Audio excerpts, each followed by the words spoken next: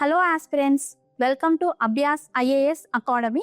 Next to today's current affairs lo one of the current affair BRICS plus naval exercise.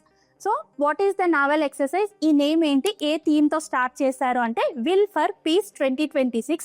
ఇది ఎక్కడ జరిగింది అంటే south African Coast దగ్గర ఇది జరిగింది. అసలు ఈ బ్రిక్స్ నావల్ ఎక్సర్సైజ్ ఎందుకు న్యూస్లో ఉంది అంటే ఇక్కడ మనకి నాన్ బ్రిక్ కంట్రీస్లో ఒక కంట్రీ పార్టిసిపేట్ అవుతున్నందుకు ఇండియా అండ్ బ్రెజిల్ వచ్చేసి మేము పార్టిసిపేట్ అవ్వము అని ఈ విల్ ఫర్ పీస్ 2026 ఎక్సర్సైజ్లో ఇండియా కానీ బ్రెజిల్ పార్టిసిపేట్ అవ్వలేదు. ఇది మనకి మేజర్ న్యూస్. నెక్స్ట్ అసలు ఈ బ్రిక్స్ ప్లస్ ఎక్సర్సైజ్ గురించి ఏంటి అని అంటే ఇందులో మెయిన్గా బ్రిక్స్ ప్లస్ కంట్రీస్ పార్టిసిపేట్ అవుతాయి. నెక్స్ట్ ఏంటి అంటే ఇది ఎక్కడ జరిగింది, ఇది మనకి ఇంపార్టెంట్. ఎందుకంటే మనకి 24లో ఇలానే ఒక ఎక్సర్సైజ్ గురించి వచ్చింది, ఇండియా బంగ్లాదేశ్కి ఎక్కడ జరిగింది అనేలాగా ఒక క్వశ్చన్ ఇచ్చినారనమాట. ఇలాంటివి స్టేట్మెంట్స్ గుర్తుపెట్టుకోండి. Next the purpose of the exercise ఎందుకంటే maritime security, search and rescue operations, anti piracy ఆపరేషన్స్కి ఇది ఇంప్లిమెంట్ చేస్తారు. నెక్స్ట్ ఇది చాలా ఇంపార్టెంట్ పాయింట్.